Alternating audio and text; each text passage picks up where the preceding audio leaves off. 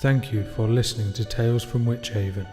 This podcast is created by Dan Lee and Rodeo Whiter and produced by Rodeax. Hello, thanks for tuning in. I'm Jackson Thorne reporting to you from JT Auto Repairs for all your motoring needs. As always, I'm joined by co-host and published author Imelda Blackwood. Thank you, Jackson. If you're a regular listener, welcome back.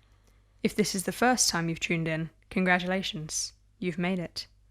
On this public access radio show, we aim to uncover all of the mysteries of our sleepy little town and expose them for what they are. A dark conspiracy, a supernatural threat from the great beyond, or just a big misunderstanding. This week, we wanted to look into an old legend of Wytch Haven. For years now, the townfolk have reported hearing screams coming from the old abandoned watermill. We had gotten so used to it as a town that we didn't really think anything of it, did we? No. We all know after living in Wytch Haven that ghosts are real. And witches, obviously. In fact, from time to time, we've had a bit of a werewolf problem, and once or twice vampires have been known to overstep the mark. So naturally, as a town, we all thought that it was just a ghost trapped in the watermill, maybe a spirit from a deceased worker. But lately, the spirit had seemed a bit more restless. Mrs. Trelby from Babblebrook Lane, just down the way from the watermill, had reported seeing the wheel turning again. To our knowledge, that wheel hadn't turned for maybe 100 years, so naturally, it aroused our suspicion. When Jackson called me on the phone that evening and told me what Mrs. Trelby had said, I suggested going straight to the scene ourselves.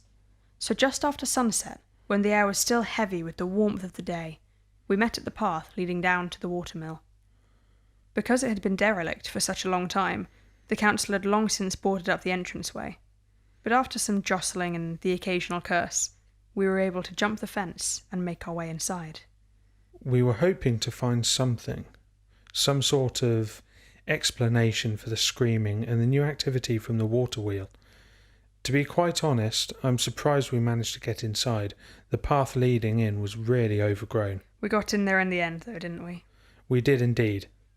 Now, in light of what we discovered by the end of our investigation, we're going to tell you all what it looked like in the hope that you won't try and break in yourself. We wouldn't want anyone to get hurt. Or worse. Alighting on the other side of the fence, we were able to peer through the gloom of nightfall at the wreck in front of us. The ground all around the watermill was strewn with fragments of sheer moonbeam, or so we thought. As we slowly trudged closer, trying with futility to mute our footsteps, it became clear that what littered the ground was in fact glass. Every window in the mill was shattered, leaving hollow crevices in the bowing boards of the walls. We were softly serenaded by phantom players as the babbling music of running water orchestrated our steps. The only sound was that of the river. Careful not to lose our footing and fall into the water, Imelda and I navigated our way to the door, which, to our surprise, was already unlocked. It seemed that teenagers had already made their way inside at one time or another. Entering the mill itself felt like stepping inside the ribcage of some sleeping giant who could wake at any moment. The beams that gripped the roof were polished by age and industry, and through the fallen ceiling, moonlight shone through, accentuating their every curve. The floor was littered with fallen leaves, so one could not quite tell if the floor they were about to step on would give way to whatever peril lay beneath. Ancient cogs, apparently rusted to petrification, watched us silently as we explored the ruined mill. Within a couple of steps, my foot went through one of the floorboards. I wasn't injured, but it felt like even the building was trying to deter intruders. After that, we kept to the edges of the room to avoid rotten planks in the middle. We couldn't really see much. Nevertheless, we made our way round and carried on through the next room. The next room was a bit smaller and a bit better preserved. We had faith that we weren't going to fall through the floor in this room. We explored it, and still we found nothing. Then we heard a knocking. We looked around, both in this room and through the door to the one that we had just come from. We couldn't see where the knocking was coming from. We thought that it must be the wind blowing the branches or something outside. And then out of the darkened corner a door revealed itself. Was it always there, or did it just materialise? We didn't know, but we did know the knocking was coming from the other side of that door. With bated breath, we began to step towards the inexplicable door, both of us treading as light as a morning cobweb, fearful of what might lie on the other side. I put my hand out to grab the doorknob and twist. As soon as my fingertips touched brass, the knocking stopped, and everything was again silent. We looked at each other, silently agreeing to open the door. Slowly I twisted the doorknob until it would twist no more. One more silent agreement before I pulled, attempting to swing it open, but it wouldn't budge. The door was locked. We did look around to see if we could find the key, but nothing. I asked Imelda to have a look in the other room for the key, so she left me searching the smaller room as she went through the door back the way we'd came. Now, I promise that door shut on its own. I know. I believe you. At first you thought I was just trying to scare you, though. Well, if you were, it certainly worked. I promise that it had nothing to do with me. I tried to open the door dividing me and Imelda, but that one seemed to be locked too. Then I heard a click behind me, followed by a creak. Imelda was screaming and banging on the door for me to open it. At this point I wish I could, because I knew the door behind me had just swung open, completely of its own accord. I called to her to tell her that I hadn't locked it and to try and find a key. Then I slowly turned around to look at the door. Beyond it was darkness. I was expecting a ghost or something to fly out, like in a horror film. I slowly made my way towards the door and looked through. I was met with yet another empty room, this one apparently untouched by the ages of disuse. The ceiling was still intact, so the only light was shining through from the other room, but at least there were no leaves on the floor. Right in the middle of this room, I saw a photograph on the floor. I crept over to take the photo, picking it out of the puddle in the floorboard, then ran back to the door which separated Imelda and myself. I tried to turn the door handle once more, worried that I might have to kick it through, but this time it opened with no problem. If anything, it propelled itself. I was across on the other side of the room when the door opened once more. I had found an old tool chest that I suppose had belonged to the man who maintained the wheel. I wondered if the key might be found inside, but it seemed that whatever phantom resided in this ruin had taken the keys as their own. Jackson ran over to me, his face pale and hollow, as if he'd just seen a ghost. Thanks. Oh, you still looked fine, just a bit peaky. Anyway, he showed me the photograph and told me of the untouched room. This struck me as odd, so I asked him, if the ceiling was intact, where did the water come from? A chill went right up my spine when you said that. I wanted Jackson to show me the room, to ensure that it wasn't some trick of the aging building. Stepping into the musty gloom, I could see that it was no trick. Throughout the rest of the mill, the floorboards lay warped and crooked, like the teeth of some hungering monster. In here, the walls were dry, the floorboards were straight, and the ceiling was certainly not leaking. Yet the puddle sat, uncanny and haunting, reflecting the moonlight as plain as night. We stared once again at the photo, trying to figure out why I had found it, or to be more precise, why I had been led to it. I asked you, do you recognise anyone in the photo? I studied the faces of the men in the photograph, but try as I might, I couldn't recognise any of them. The 8 of them stood in a cluster outside the mill, splendid in its youth. Looking at that photograph, one could almost hear the water gushing through the wheel as it turned. Regardless, I could not identify any of the men. You did recognise the sign in the background, though? Yes, the sign I definitely knew. Today it hangs inside the Crooked Kettle, just behind the counter. We thought that maybe the Crooked Kettle had bought the sign from this place when it closed down or something. That's when we noticed the cold. Yes, the cold, creeping like silent death into our midst. Unnoticed until it began to gnaw at our very bones. It was unseasonable. I was about to ask Jackson if he felt it too, when out of the corner of my eye I caught sight of the puddle. No longer did it sit and defiantly reflect the moonlight. Instead, its surface was clouded, a dull sheet of ice. We had to get out of there. There was no way we were going to stay in there any longer. The damp patches on the walls started to freeze, and we could see our breath lit by the moon. We ran outside, down the overgrown path, and just as we got to the gate at the bottom, we heard the most horrible screaming coming from inside the mill. It pierced the night in bone-chilling torrents. A gust of crows shot up from the trees and joined in shrieking chorus.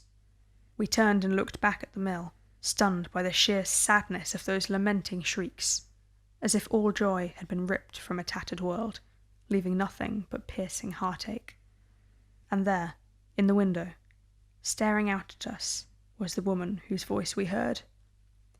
Her hair clung to her face in lank streaks, black as pitch, each strand slick as if drenched in a thick, viscous liquid. As she continued to shriek, never stopping to catch her breath, her features contorted into uncanny shapes, eyes spilling down her face as if overwhelmed by a sheer, incomprehensible horror. Her mouth was a pit of torment, stretching and stretching as if the sounds it released were clawing to get out. Needless to say, we ran. Our heads were throbbing by the time we jumped the fence, and there was a horrible ringing in my ears. My skull felt like it had tightened or split or something. After that experience, neither of us felt like being on our own, so we spent the night at mine. I should inform our listeners nothing untoward happened. I've spent many nights at Jackson's. What I mean to say is... What you mean to say is that we're friends and my sofa has your name on it. Quite. Thank you. No problem. Well, the next day I decided to shut down the garage. I would like to apologise to Stephen again. Sorry about the slight delay, but hey, we still had your car ready for the fishing trip. So, a tip wouldn't hurt. I'm sure Stephen doesn't mind. He's an avid listener. He'll understand. Well, the first point of call was the Crooked Kettle. If they could tell us anything, it would be helpful. And given that they have that sign hanging behind the counter, we figured they should know something. In theory. So we decided to pay them a visit for our morning coffee. As usual, a hush descended when I entered. It is common knowledge that the written word possesses power, but no matter how much I tell them, they simply won't believe that I'm just an innocent novelist, and just because no one in this town reads my books doesn't mean that they don't sell elsewhere. In fact, I'd like to point out that... So we entered the Crooked Kettle? Right, yes. We entered the Crooked Kettle and made a beeline for the counter. Natalie Simmons was working that day, and while she was brewing our beverages, I nonchalantly dropped the question. I asked her where they got the sign. Nat told me that Susan, who owns the Crooked Kettle, had received it as a gift from her grandmother several years ago, which posed more questions than it did answers. Why did Susan's grandmother have it? Who was Susan's grandmother? Was she still alive? And could she offer any clue as to what spectre haunted the old mill? We drank our coffee and decided what to do next. Susan wasn't in the cafe that morning. She wouldn't be in until the afternoon, so we resolved to speak to her later. I suggested we look up any old records that might help us solve the case, so we decided that when we'd finished our coffee, we would go to the library. But fate had a different plan in mind. Before we could make our way to the library, Jackson caught sight of a newspaper, neatly folded on a neighbouring table, and on the cover of that newspaper was the harrowing headline, Death at the Wytch Haven Watermill. Seeing this sent a chill down my spine. The threat was real. We knew there had been more activity over the past few days, but there had never been a death attributed to the mill. At least not from what we could remember. After consulting the abandoned paper, we found out that it was Archie Feathers that had died at the mill that night, some time after we had left. He had no known health problems, but was found with pools of blood dripping from his ears and eyes, and an expression of pain on his face. I knew Archie really well. He used to own the sweet shop when I was a kid. The one on Cobblestone Grange? That's the one. Well, there still hasn't been any official statement released as to what killed poor Archie, but, dear listeners, I'm sure you will have your own theories by the time tonight's tale is at a close. We knew it was pointless heading over to the mill now. There would be police, the press, the grieving relatives, who our thoughts continually go out to. Not to mention the crowds of bystanders watching as well. Right. So we needed to find some old records to get some information on this place and find out what made the ghost so very restless. The library seemed like a pretty good place to start. That's right. We made our way down to the Wytch Haven library, and Mrs. Spink helped us to pull some useful tidbits from the records. Within the folds of those pages, we found that the mill had closed 99 years and 350 days ago. At the time of its closure, 7 men worked there, the 8th having drowned in a tragic accident as he attempted to fix the wheel. After that, the wheel was never fixed, and the mill fell into disuse. The man's name was Charles Griffin, and we read that he was not born in Wytch Haven. He came here from the city to work with a view of moving his family over once he had saved enough to build a house. And that's when the room started to spin. I had no idea what was happening. Suddenly Imelda started to sway and her eyes rolled back into her head. You know, I thought you were having a fit or something. Well, perhaps I was. Somehow, that name, Charles Griffin, resonated inside my skull and sent cold prickles of electricity running down my spine. The world around me blurred and faded from focus, replaced instead by a sepia haze. Somehow, some way beyond my comprehension, I fell into that haze and it engulfed me, stirring in the air and settling into the form of an entire room around me. I was standing in an old living room. It was very small and very plainly furnished. A fire roared in the hearth, and I could hear it crackling. I could actually feel it warming my face. Beside the fire sat a time-worn armchair, and in it was a man I can only presume to be Charles Griffin himself. On his lap was his daughter, a tiny thing of no more than 2 or 3. He was rocking her and singing to her, some old folk song. I didn't recognise it, and somehow the words had lost all meaning by the time they reached my ears. He sung with a gentle Irish lilt to his voice, and something told me that this song was very old indeed. All of a sudden I could hear Jackson calling my name, and feel him pulling at my arms. The sepia realm dissipated around me, and I was back in the library, being shaken vigorously by Jackson. Sorry about that. It's quite all right. It was a startling experience. I was glad to be back in the library when you pulled me out. Imelda told me what she had seen, and it suddenly clicked in my head. What if the little girl in the vision had moved to Wytch Haven after all? And what if she had been given the sign when the mill closed?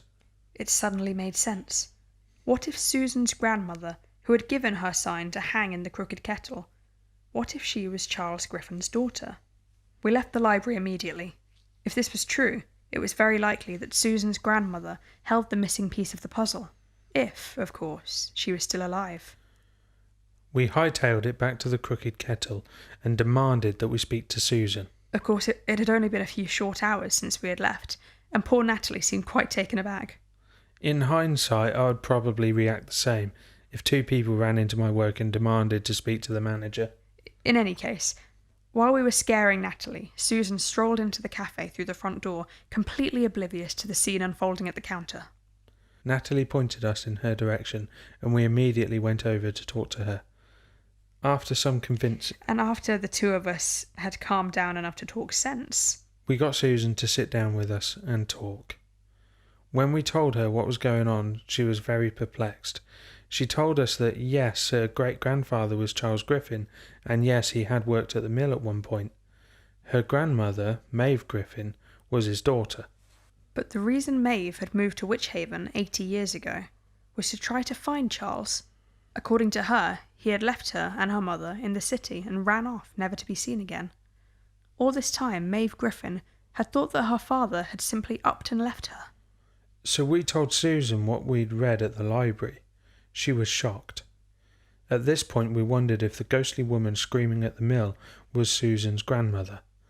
But she wasn't, because Maeve Griffin is still very much alive, and Susan agreed to take us to meet her. If the mill was not haunted by Maeve Griffin, who was the woman we'd seen? It took me a moment to work it out. Charles had died there almost 100 years ago, and all this time his only daughter had never known. His singing was what gave it away. He was Irish, so naturally it made sense that Irish folkways would apply to him. It was not a ghost that haunted the mill. It was not some restless spirit exacting revenge upon the townsfolk. It was something entirely different. It was a banshee. For the last 100 years, that banshee had been wailing in the mill every night. Traditionally, a banshee screams to warn people of a death in the family, but Maeve Griffin had never heard the banshee cries, and she had never found out that her father had died. And now, coming up to a century of screaming, the banshee was getting restless. That's why the wheel had started turning. And when poor old Archie Feathers had wandered into the mill, probably to tell her to shut up so he could get some sleep, he had met his grisly end. We had to set it right, so we went with Susan to meet Maeve. We explained everything to her and let her know our theory of what haunted the Wytch Haven watermill. At first she didn't believe us, but when we showed her the records of her father's death, she began to accept that we were deadly serious. We took her up to the old mill once night had fallen. Of course, the fence had been broken down by the police. No one was there, but there was yellow tape around the whole area. We watched the river flow past the abandoned mill and waited for the inevitable. Once the last rays of daylight had dropped below the horizon, the water began to freeze, and with trepidation we opened the door. And there she stood, that same woman we saw last night. The banshee. But this time she wasn't screaming. She looked peaceful. Her face wasn't twisted like it was the night before. She completely ignored Imelda and I. She just kept looking at Maeve. Jackson and I stood on either side of the frail woman, for fear that she would fall. We both looked at her, expecting to see an expression of fear etched across her countenance. But instead, Maeve's features held no clue as to what she was feeling. Her eyes were glassy in quality, her face relaxed in a mask of mystery. Then I think we must have blacked out for a moment, because neither of us can recall what happened next. But when we came to, still standing in that same position either side of Maeve, the spectre's face had softened into a radiant smile, and as she dissolved into the ether, Maeve was smiling back, tears streaming down her face. Afterwards, we spoke to Maeve, and all she said was this. She now knows what happened to her father. We asked her if the spirit had left, and she said that it had. It was now at peace. The people of Babblebrook Lane can sleep soundly in their beds once more. As always, we have a few community announcements. Archie Feather's funeral is tomorrow with the wake being held at the Purple Frog. The entire town is invited. Arthur McGregor has notified me that for the second week running, the book club has fallen on Friday the 13th. So again, it will be moved to a Thursday. And Mrs. Clitheroe's Bakery has started preparing the Halloween bread again, so just be a bit careful when going down to the river in the evenings. And in regards to the vandalism on my car, pack it in, I'm getting tired of it. We are once again coming up to the witching hour, so we will wish you well and leave you. But remember, if you hear any screams in the night, they may not all be as they seem. Thank you for listening to Tales from Wytch Haven. This podcast was brought to you from the minds of Dan Lee and Rodeo Writer, produced by Rodeax. If you have enjoyed your stay, please like, subscribe and follow us as we explore more mysteries from this sleepy little town. Beware, the witching hour draws near.